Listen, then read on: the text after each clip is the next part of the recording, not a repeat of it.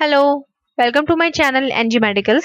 So today we are going to continue the previous topic, that is lung cancer. So हमने previously या part 1 में क्या discuss किया था? Introduction, definition, then उसके types, then metastatic TNM classification, causes and pathophysiology. So now I am going to continue the same topic in a part 2. So हम कहाँ पे थे? क्लिनिकल मैनिफेस्टेशन पे थे.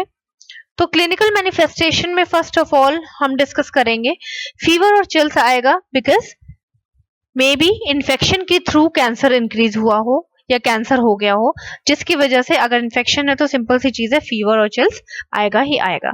नेक्स्ट है cough, that may be productive cough हो जाएगा. क्यों? क्योंकि अगर आपके लंग्स अफेक्टेड हैं तो लंग कैंसर है, देन लंग की वजह से क्या होगा, प्रॉपर ब्लड सप्लाई नहीं हो पाएगी, प्रॉपर ब्रीदिंग नहीं हो पाएगी, साइन एंड सिम्टम्स आएंगे और जिसमें आपका कफिंग बहुत कॉमन है और स्प्यूटम प्रोडक्शन भी कॉमन है.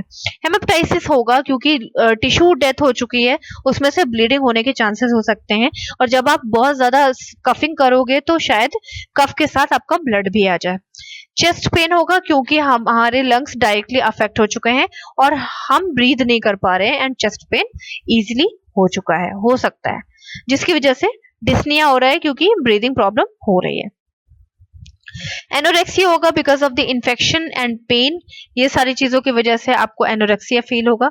जब एनोरेक्सिया होगा आपको भूख नहीं लगेगी. एनोरेक्सिया मीन्स भूख नहीं लगना, ठीक है. एनोरेक्सिया होगा तो ऑब्वियसली आपको वीकनेस आएगी, वेट लॉस होगा. नोजिया वॉमिटिंग क्यों हो रहा है? क्योंकि आपके इंटरनल जो स्ट्रक्चर है या इंटरनल ऑर्गन्स हैं वो डायरेक्टली अफेक्ट हो चुके हैं.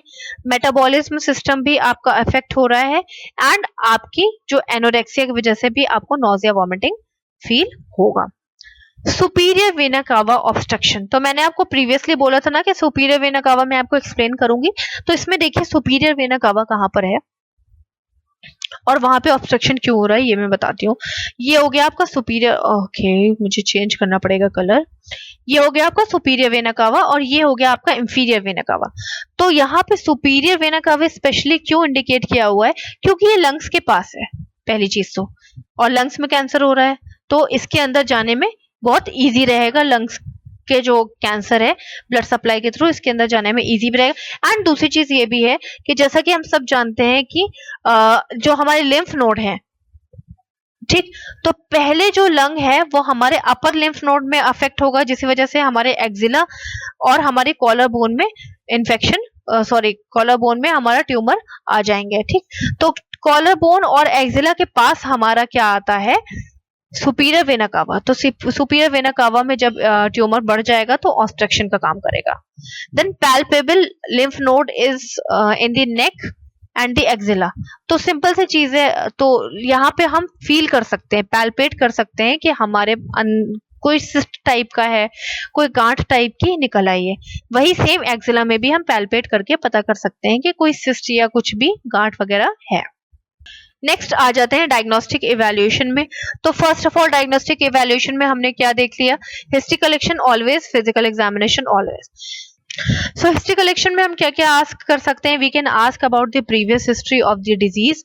कोई इन्फेक्शन तो नहीं हुआ था या कोई कैंसर तो नहीं हुआ था, फैमिली में कोई कैंसर तो नहीं हुआ था. ऑक्यूपेशनल हेल्थ के, वो ऑक्यूपेशनल कहाँ पे वो काम करते हैं, उनका प्रोफेशन क्या है, साइन एंड सिम्टम किस टाइप के उनको साइन एंड सिम्टम्स आ रहे हैं, ये सारी चीजें हम हिस्ट्री कलेक्शन में पूछ सकते हैं. देन फिजिकल एग्जामिनेशन, तो फिजिकल एग्जामिनेशन में वाइटल साइंस में हमें ऑब्वियसली पता चल जाएगा कि उनके वाइटल्स चेंज हो रहे होंगे. जैसा कि इन्फेक्शन हुआ तो उनको टेम्परेचर होगा ही होगा, टेम्परेचर इंक्रीज हुआ तो उनको पल्स रेट आएगी ही आएगी, एंड लंग कैंसर है इस वजह से डिस्निया वगैरह उनको होगा तो रेस्पिरेटरी रेट भी उनकी इंक्रीज होगी. देन और क्या क्या कर सकते हैं, इंस्पेक्शन कर सकते हैं. तो इंस्पेक्शन में हम लंब को देख सकते हैं कि कहाँ पर भी लंब है, जैसे कि मैंने आपको बताया कि एक्जिला में हम पता कर सकते हैं, कॉलर बोन में हम पता कर सकते हैं. पैल्पेशन में भी हम पैल्पेट करके दे सकते हैं कि लंग को पैल्पेट करके आइडेंटिफाई कर सकते हैं. देन एस्कल्टेशन में हम ब्रीदिंग साउंड देख सकते हैं, वीजिंग साउंड देख सकते हैं, ठीक है, ये सारी चीजें हम देख सकते हैं, क्रैकल साउंड देख सकते हैं. नेक्स्ट आ जाते हैं चेस्ट एक्सरे। तो चेस्ट एक्सरे जैसा कि मैंने आपको यहाँ पे दिखाया, तो सब कुछ आपको बहुत ज्यादा इन्फेक्शियस नहीं दिखेगा, आपको एक अलग ही पोर्शन दिखेगा जो कि आपको डिटेक्ट कराएगा कि मे बी ये लंग कैंसर हो। ठीक है, जहां पे आप ये चीज देख रहे हो तो ये आपको एक अजीब सा सिस्ट टाइप का या आपको एक बॉल टाइप की दिख रही है, तो मे बी ये लंग कैंसर हो। देन सिटी स्कैन एमआरआई हम कराएंगे, जिससे हमें पता चल जाएगा टिश्यू डैमेज या टिश्यूज में कौन से सेल्स बहुत ज्यादा अफेक्टेड हो चुके हैं, किस जगह के सेल्स अफेक्टेड हो चुके हैं। देन लंग के अलावा सिटी स्कैन और एमआरआई हम अदर ऑर्गन्स में भी करा सकते हैं अगर मेटास्टैटिक कैंसर हो गया है तो।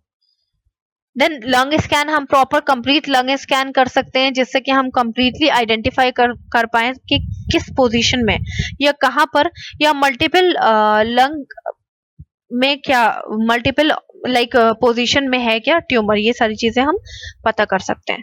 Then PET positron emission tomography. ठीक है, पोजिट्रॉन एमिशन टोमोग्राफी एक क्लियर व्यू देता है और इससे हमें पता चल जाता है to know the size and the position of the lung cancer. ठीक है, तो पोजिट्रॉन एमिशन टोमोग्राफी देखिए यहाँ पे कराया गया हुआ है यहाँ पे, और इसमें क्लियर व्यू दिख रहा है, इसमें इवन प्रॉपर साइज भी दिख रहा है कि कितना बड़ा है ट्यूमर।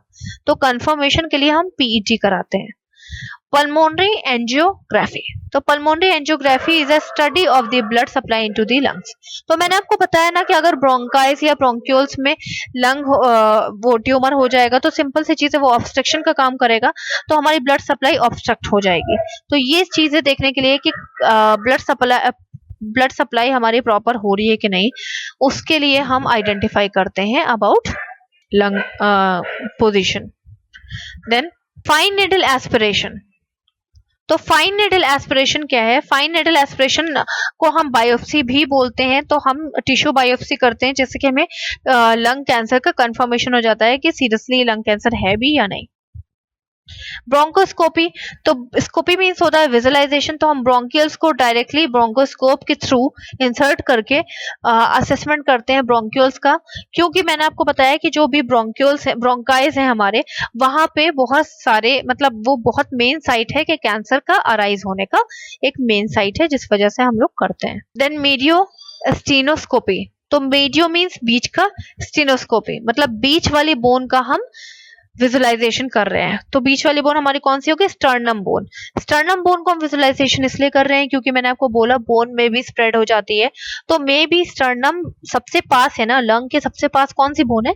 स्टर्नम और हमारी क्लेविकल जो हमारी कॉलर बोन है। तो ये सारी चीजें हम आइडेंटिफाई करते हैं। लैरिंगोस्कोप से हम आइडेंटिफाई करते हैं, लैरिंग्स का विजुअलाइजेशन करते हैं, जिससे हमें पता चल जाता है कि कार्सिनोमा लैरिंग्स में तो नहीं स्प्रेड हो गया है। Then sputum cytology. तो sputum cytology means study of the sputum. Sputum test हम कराते हैं। स्प्यूटम टेस्ट से हमें पता चल जाता है कि कैंसरस सेल्स में भी स्प्यूटम में हमें मिल जाए, स्मॉल स्मॉल कैंसरस सेल्स में भी हमें स्प्यूटम में मिल जाए। Then thoracentesis. तो थोरासेंटेसिस होता है रिमूवल ऑफ द कह सकते हैं थोरेसिस कैविटी का, या कह सकते हैं प्लूरल कैविटी का फ्लूइड को हम रिमूव करके उसका एग्जामिनेशन करते हैं या उसको डायग्नोस्टिक इवैल्यूएशन उससे करते हैं, जिससे कि हमें पता चल जाता है कि कहीं प्लूरल एरिया में तो इन्फेक्शन नहीं फैल गया है या ट्यूमर तो नहीं है। तो प्लूरल एरिया कौन सा हो गया? हमारे लंग्स की जो भी सराउंडिंग वाली लेयर है जिसे हम प्लूरा बोलते हैं, वहां पे हम थोरासेंटेसिस करते हैं। देन बायोप्सी हम करेंगे, मैं आपको बता चुकी हूँ बायोप्सी के बारे में। नेक्स्ट आ जाते हैं medical management. So medical management में हमें क्या करना है कि 3 मैनेजमेंट मेनली हम फॉलो करते हैं मेडिकल में। हम रेडियोलॉजी वाला करते हैं, रेडिएशन थेरेपी एंड कीमोथेरेपी हम करते हैं। तो रेडिएशन थेरेपी हम मोस्टली लेजर थेरेपी करते हैं। ये हम तब करते हैं जब हमें सर्जरी नहीं करनी है या हमें लगता है कि हम रेडिएशन थेरेपी से, लेजर थेरेपी से क्या कर सकते हैं, ट्यूमर के साइज को कम करते करते, उसको क्रश करते करते उसका एंड कर सकते हैं। ठीक है, तो हमने यहाँ पे क्या किया, लेजर थेरेपी के थ्रू उसको क्रश किया, ट्यूमर के साइज को क्रश किया और क्या किया, उसको रिमूव कर दिया। देन हमारा कीमोथेरेपी आता है। तो कीमोथेरेपी में हम ऑलवेज ड्रग्स स्टार्ट करते हैं। तो कीमोथेरेपी में जैसे कि हमारा ये प्लाटिन है या कार्बोप्लाटिन है, ये सारे ड्रग्स, इनके साथ साथ हमें टॉक्सो कहाँ गया ये है टॉक्सोटेरे या टॉक्सोल, ये इस तरह के ड्रग्स हम एडिशनल में देते हैं। मतलब या तो हम इसका कॉम्बिनेशन देंगे, या तो इसका कॉम्बिनेशन देंगे, या तो इसका कॉम्बिनेशन देंगे। सेम इसमें भी या तो हम सिस्प्लैटिन का और इसका कॉम्बिनेशन देंगे, या तो सिस्प्लैटिन के साथ इसका कॉम्बिनेशन देंगे, या तो सिस्प्लैटिन के साथ इसका कॉम्बिनेशन देंगे। तो हम इन दोनों को कंबाइन करके कीमोथेरेपी देते हैं। कौन से वाले? उसमें नॉन स्मॉल सेल वाले में हम देते हैं, क्योंकि हमारे पास दो टाइप थे, स्मॉल सेल और नॉन स्मॉल सेल। तो नॉन स्मॉल सेल में हम कीमोथेरेपी में ये दोनों कॉम्बिनेशन ऑफ द ड्रग्स देते हैं। क्यों देते हैं वो मैं आपको बताती हूँ। क्योंकि जो सिस्टोप्लैटिन या कार्बोप्लैटिन है, उनका मेन फंक्शन होता है कि वो सेल्स के डीएनए को बाइंड करके रखते हैं। मतलब मैंने आपको बताया ना कि एबनॉर्मल ग्रोथ होती है सेल्स की, तो हर सेल्स में अपना डीएनए होता है। तो डीएनए भी तो डिवाइड हो रहा है ना, जेनेटिक मटेरियल भी डिवाइड हो रहा है, तो उसका डिवीजन से प्रिवेंट करते हैं, जिससे कि सेल्स डिवाइड ना हो पाए। सेम जो टॉक्सोटेरे है या टॉक्सोटेरे के साथ जितने भी ड्रग्स हैं, इसके क्लास के जितने भी ड्रग्स हैं, वो क्या करते हैं, वो हेल्प करती है हमारे खुद के जो बॉडी का जो रिपेयर वाला मैकेनिज्म है उसको स्लो करती है। क्योंकि मैंने आपको बताया ना कि बॉडी का जो रिपेयर मैकेनिज्म है वो बहुत फास्ट काम करने लगता है, जिससे कि fast growth and development cells का होने लगता है। तो ये सब क्या करते हैं, ये उसको रिपेयर करने में, रिपेयर की जो पावर है उसको रिड्यूस कर देते हैं। सेम स्मॉल सेल में भी हम ये ड्रग्स दे सकते हैं, सिस्प्लैटिन वगैरह, इटोपोसाइड और सिस्प्लैटिन वगैरह दे सकते हैं। तो सिस्प्लैटिन का तो सेम फंक्शन है, डीएनए पे वो वर्क करता है। और ये जो दूसरा वाला है इटोपोसाइड, ये क्या करता है, ये प्रिवेंट करता है डायरेक्ट सेल के डिवीजन को। ठीक है, वो डीएनए पे वर्क करता है और ये सेल डिवीजन पे वर्क करता है। देन अदर ड्रग्स भी हम दे सकते हैं। वैसे वो ड्रग्स बहुत कॉमन है, कॉमनली हम वो ड्रग्स फॉलो करते हैं। फिर आ जाते हैं हमारा सर्जिकल मैनेजमेंट। तो सर्जिकल मैनेजमेंट में फर्स्ट ऑफ ऑल हमारा हो गया है लोबेक्टमी। तो लोबेक्टमी में हम किसी लोब को रिमूव कर देते हैं, जो लोब हमारे उससे अफेक्टेड होता है। तो लोब्स हमारे पास राइट लंग में हमारे पास 3 लोब्स होते हैं और लेफ्ट लंग में हमारे पास 2 लोब्स होते हैं। मैं आपको पहले भी ये बात बता चुकी हूँ। तो यहाँ पे मैं आपको दिखा देती हूँ लोब्स हैं कहाँ पे। Lobe 1, lobe 2 and lobe 3। और ये लोब से डिवाइड किससे होते हैं, फिशर से डिवाइड होते हैं। ये हमारे जो बीच की लाइनें हैं जो कि डिवाइड कर रही हैं लोब को, ये होती है फिशर्स। तो लोब 1, 2 और 3, किसी लोब को हमने रिमूव कर दिया, किसी एक लोब को हमने रिमूव किया तो हमने उसको क्या बोला, लोबेक्टमी बोल दिया। और किसी 2 लोब को हमने रिमूव कर दिया तो उसको हमने क्या बोला, बाय लोबेक्टमी। भाई बाय मीन्स 2, ठीक है, बाय लोबेक्टमी। यहाँ पे देखिए 2 लोब्स को हमने, 2 लोब्स को एक साथ, यहाँ ये 2 लोब हो गए, एक ये वाला हो गया, ये वाला इतना, ये हो गया एक, ये जो मैं नीचे दिखा रही हूँ उसके बगल वाला हो गया, ये 2 लोब को हमने निकाल दिया, दैट इज बाय लोबेक्टमी। न्यूमोनेक्टमी, पूरे लंग का हमने रिमूव कर दिया, पूरे लंग को, डेट इज नोन एज न्यूमोनेक्टमी। इस पूरे लंग को हमने रिमूव कर दिया। जब हमें लगता है कि कैंसर सेल्स बहुत ज्यादा स्प्रेड हो गए हैं, पूरे लंग्स को अफेक्ट कर चुके हैं, तो हमें ये वाली सर्जरी करनी पड़ती है। सेगमेंटेक्टमी, ठीक है, तो किसी एक पर्टिकुलर सेगमेंट को हमने निकाला होगा। तो यहाँ पे मैं आपको दिखा देती हूँ, सेगमेंट मीन्स एक पर्टिकुलर पोर्शन को हमने निकाल दिया, that is segmentectomy. Wedge resection, sorry, इसमें क्या हो रहा है, रिमूवल ऑफ द स्मॉल, या बहुत छोटे से एरिया को निकालते हैं। जब हमें पता है कि ट्यूमर सिर्फ एक स्मॉल एरिया में स्प्रेड हो रखा हुआ है, कहीं नहीं स्प्रेड है, तो हम बहुत छोटे एरिया को, उस अफेक्टेड एरिया को बाहर निकाल देते हैं। देन चेस्ट वॉल रिसेक्शन, तो चेस्ट वॉल में हम removal of the chest wall करते हैं जब हमें पता है कि ये अफेक्ट हो चुकी है। जो हमारी प्लूरा है, जो हमारी चेस्ट वॉल है, या कह सकते हैं हमारी एज एरिया है, एज सराउंडिंग जो लेयर है, उसको हम रिमूव कर देते हैं, जितनी वो अफेक्टेड होती है उतनी। सो ये था हमारा मेडिकल सर्जिकल ट्रीटमेंट। अब आ जाते हैं नर्सिंग मैनेजमेंट। तो नर्सिंग मैनेजमेंट में हमें बहुत सारी चीजें पता करनी होती हैं, जैसे कि हमें हिस्ट्री कलेक्शन पे बहुत ध्यान देना है, जिससे कि हम सिम्टम्स पे ध्यान दे सकते हैं, उनके सिम्टम्स के थ्रू हम उनको ट्रीटमेंट दे सकते हैं। ठीक है, सिम्टम्स के बेसिस पे हम चीजों को क्लियर कर सकते हैं। उनकी ऑक्यूपेशनल हेल्थ को आइडेंटिफाई करना है, उनकी हैबिट्स को, कि वो स्मोकिंग तो नहीं करते हैं, ये सारी चीजें हमें आइडेंटिफाई करनी है। न्यूट्रिशनल हैबिट देखना है कि वो किस तरह की डाइट लेते हैं।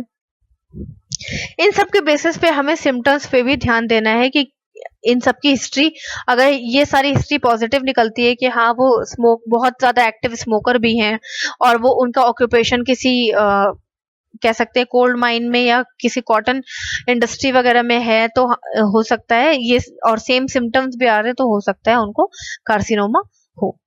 देन वाइटल साइंस मैंने आपको बता ही दिया है क्यों मॉनिटर करेंगे। बाकी सारी चीजें हम कोई भी अगर हम प्रोसीजर करेंगे तो हमें उस प्रोसीजर का पूरा कंप्लीट ध्यान देना है कि वो प्रोसीजर कंप्लीटली हो रहा है कि नहीं हो रहा है। डायग्नोस्टिक इवैल्यूएशन पे हमें बहुत ध्यान देना है क्योंकि मैंने इसमें बहुत सारे आपको डायग्नोस्टिक इवैल्यूएशन बताए हैं जो कि बहुत इंपॉर्टेंट है। अगर इसमें से हम मिस करते हैं तो शायद हम कार्सिनोमा को आइडेंटिफाई ना कर पाए। कीमोथेरेपी असेस करनी है हमें। जब हम कीमोथेरेपी देते हैं तो हमें पेशेंट का बहुत ज्यादा ध्यान रखना है उसकी मेडिकेशंस के, कि वो प्रॉपर मेडिकेशंस ले रहे हैं कि नहीं ले रहे हैं, जो उनका कॉम्बिनेशन है मेडिकेशन का प्रॉपर डोजिंग ले रहे हैं कि नहीं, रूट प्रॉपर है कि नहीं, फ्रीक्वेंसी सही से है कि नहीं, ये सारी चीजें हमें आइडेंटिफाई करनी है। ठीक है, प्रोग्रेशन, पेशेंट कितना प्रोग्रेस कर रहा है उसको एजुकेट करके रखना है, उसके डिजीज कंडीशन के बारे में उनको एजुकेट करना है कि उन्हें क्या करना है, रेस्पिरेटरी फेलियर से बचाना है, रेस्पिरेटरी असेसमेंट करने के करते करते। ठीक है, तो अगर हम रेस्पिरेटरी असेसमेंट करेंगे प्रॉपरली तो रेस्पिरेटरी फेलियर से हम प्रिवेंट कर सकते हैं। जितने भी इन्वेस्टिगेशन है उसका पर्पस भी उन्हें बताना है, पेशेंट को हर एक तरह की नॉलेज होनी चाहिए जिससे कि वो डायग्नोसिस को, क्योंकि इसमें देखिए डायग्नोसिस बहुत ज्यादा है, तो पेशेंट ये ना सोचे कि क्या डायग्नोसिस मुझे एक्स्ट्रा तो नहीं करा रहे हैं, मनी के चक्कर में कोई एक्स्ट्रा डायग्नोसिस तो नहीं हमारा टेस्ट करा रहे हैं। तो हमें हर एक डायग्नोसिस का पर्पस, डायग्नोस्टिक इवैल्यूएशन का पर्पस बता के रखना है। पेशेंट की एंजाइटी को कम करना है with the help of the psychological, physical, mental, social support हम उसको दे सकते हैं। पेन कंट्रोल करके रखेंगे क्योंकि मे बी कफिंग में उसको बहुत ज्यादा पेन हो रहा होगा और सीवियर कंडीशन में उसको बहुत ज्यादा प्रॉब्लम क्रिएट हो रही होगी इस वजह से। साइकोलॉजिकल सपोर्ट तो हम दे ही रहे थे, डाइविजनल थेरेपी हम दे सकते हैं, उससे हम बहुत सारी बातें कर सकते हैं, इंटरपर्सनल रिलेशनशिप मेंटेन करके रख सकते हैं, सिचुएशन के बारे में उससे पूछ सकते हैं, इंफॉर्मेशन उसे दे सकते हैं, ट्रीटमेंट के बारे में बता सकते हैं कि कितने टाइम पे ट्रीटमेंट चलेगा और कितना लेंथी ये ट्रीटमेंट है और क्या क्या आपको फॉलो करना है ड्यूरिंग द ट्रीटमेंट।